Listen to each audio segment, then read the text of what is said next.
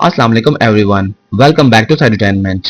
आज हम पाइथन का एक बहुत ही इंपॉर्टेंट टॉपिक सीखने जा रहे हैं, डिसीजन मेकिंग इन पाइथन। अब सोचिए, अगर प्रोग्राम के पास दो या तीन डिफरेंट ऑप्शंस हो तो पाइथन को कैसे पता चलेगा कि कौन सा ऑप्शन चूज करना है। क्या पाइथन खुद इंटेलिजेंट है या हम उसे रूल्स बताते हैं? एग्जैक्टली, पाइथन कभी अपनी मर्जी से डिसीजन नहीं लेता। हम कंडीशंस लिखते हैं और पाइथन उन कंडीशंस की बेसिस पर डिसीजन लेता है। इसी प्रोसेस को प्रोग्रामिंग की लैंग्वेज में डिसीजन मेकिंग कहते हैं। आज हम स्टेप बाय स्टेप देखेंगे कि पाइथन किस तरह डिफरेंट सिचुएशन में करेक्ट डिसीजन चूज करता है। डिसीजन मेकिंग के लिए पाइथन हमें डिफरेंट स्टेटमेंट प्रोवाइड करता है। सबसे पहले है इफ स्टेटमेंट, उसके बाद आती है इफ एल्स स्टेटमेंट, और जब कंडीशन ज्यादा कॉम्प्लेक्स हो जाती हैं तब हम यूज करते हैं कंबाइंड कंडीशंस यानी नेस्टेड इफ या मल्टीपल इफ एल्स स्टेटमेंट्स।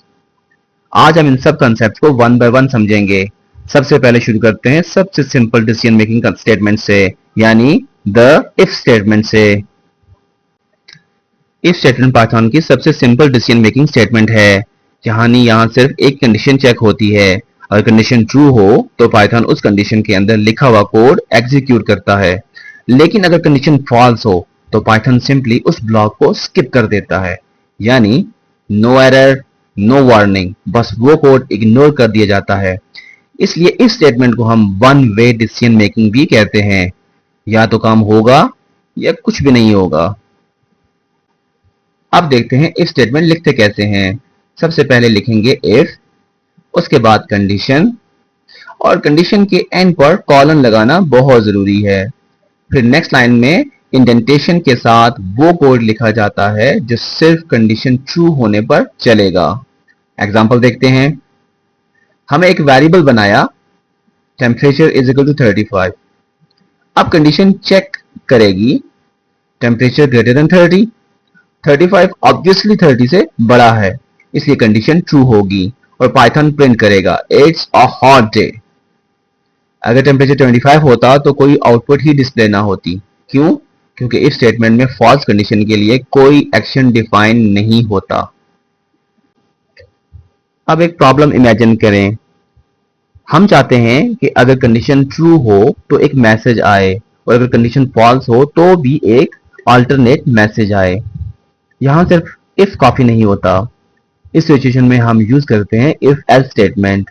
यहां पाइथन के पास दो पॉसिबल पाथ्स होते हैं। अगर कंडीशन ट्रू हुई तो इफ ब्लॉक एग्जीक्यूट होगा, और अगर कंडीशन फॉल्स हुई तो एल्स ब्लॉक एग्जीक्यूट होगा। लेकिन याद रखिए, दोनों ब्लॉक्स कभी भी एक साथ एग्जीक्यूट नहीं होते। पाइथन सिर्फ एक ही पाथ चूज करता है। आप सिंटैक्स को समझते हैं। सबसे पहले इफ कंडीशन, उसके बाद उसका ब्लॉक कोड, फिर एल्स लिखेंगे और एल्स के अंदर वो कोड जो फॉल्स कंडीशन पर एग्जीक्यूट होगा। अब एग्जांपल देखते हैं। टेम्परेचर फिर से 35 है। पाइथन चेक करता है 35 ग्रेटर देन 30। आंसर है यस, तो आउटपुट होगा इट्स अ हॉट डे। लेकिन अगर टेम्परेचर 20 होता तो इफ कंडीशन फेल हो जाती और पाइथन एल्स ब्लॉक एग्जीक्यूट करता। आउटपुट होता द वेदर इज प्लेजेंट, यानी इफ एल्स हमेशा दोनों पॉसिबिलिटीज को हैंडल करते हैं। अब मान लीजिए सिर्फ दो नहीं बल्कि बहुत सारी कंडीशंस हैं, जैसे ग्रेड्स, ट्रैफिक सिग्नल्स या लॉगिन लेवल्स। अब इफ एल्स काफी नहीं होगा। यहां हम यूज करते हैं multiple if else statements. Python her condition को टॉप से बॉटम चेक करता है। जिस कंडीशन पर पहली बार ट्रू मिल जाए पाइथन उसी ब्लॉक को एग्जीक्यूट कर देता है। उसके बाद बाकी सारी कंडीशंस को स्किप कर देता है, जैसे वो उनके लिए कोई मानी नहीं रखती। इस वजह से कंडीशन का सारा ऑर्डर बहुत इंपॉर्टेंट होता है। अब एक रियल लाइफ एग्जांपल लेते हैं। यूजर ऑब्टेन मार्क्स और टोटल मार्क्स एंटर करता है। प्रोग्राम परसेंटेज कैलकुलेट करता है।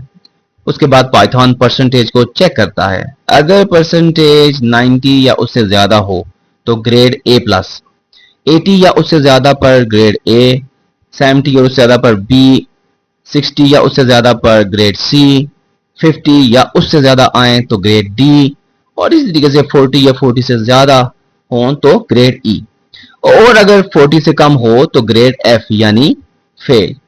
नोटिस करें, पाइथन हर कंडीशन को सीक्वेंस में चेक करता है और जैसे ही एक कंडीशन ट्रू मिलती है पाइथन वही रिजल्ट शो करता है और नीचे वाली कंडीशन को चेक ही नहीं करता। इसी वजह से इफ एलिफ स्ट्रक्चर बहुत एफिशिएंट माना जाता है। आज हमने पाइथन की डिसीजन मेकिंग का कंप्लीट फाउंडेशन समझ लिया।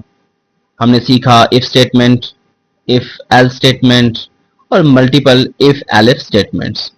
लेकिन सिर्फ थ्योरी से प्रोग्रामिंग स्ट्रांग नहीं होगी, इसीलिए अगली क्लास में हम लैब सेशन करेंगे जहां हम इन तमाम कंसेप्ट को रियल पाइथन प्रोग्राम्स लिखकर इंप्लीमेंट करेंगे। बिलीव मी, लैब के बाद ये टॉपिक आपको परमानेंटली याद हो जाएगा। अगर वीडियो पसंद आए तो लाइक करें, शेयर करें और साइडुटेनमेंट को सब्सक्राइब करना बिल्कुल मत भूलिएगा। अल्लाह हाफिज और अब मिलते हैं नेक्स्ट एक्साइटिंग पाइथन लेसन।